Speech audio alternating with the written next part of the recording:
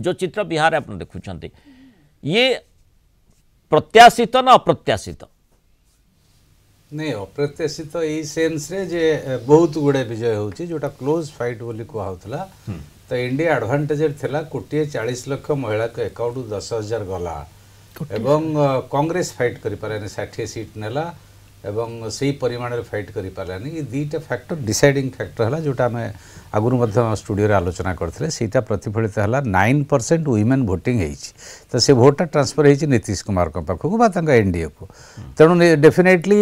आमे कहि परिबा नीतीश को प्रति महिलांकर एते समर्थन काहे की नहीं आगुरु जो मद बंद करथिले तांकर कोर महिला वोट बेस थिला वर्तमान ये जो स्ट्रेटेजिक मूव नेले जे 10,000 टंका महिला के अकाउंट को डायरेक्ट जीवो सी वुमेन भोट पुल करिवारे सफल हेले एवं याकू भांगिबारे मध्य एमाने विफल हेले एवं द्वितीय कथा मल्ला भोट आनिया पे 8% जो कथा राहुल गांधी स्ट्रेटेजी कले मुस्कान को आनिले सी एते फलप्रद हेई परला नाही एवं तृतीय कथा हला कांग्रेस 60टा सीट नहीं गला किंतु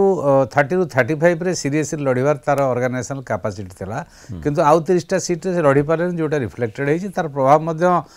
पड़िला टोटाल तांकर महागठबंधन उपरे ये गोटे मेजर फैक्टर है।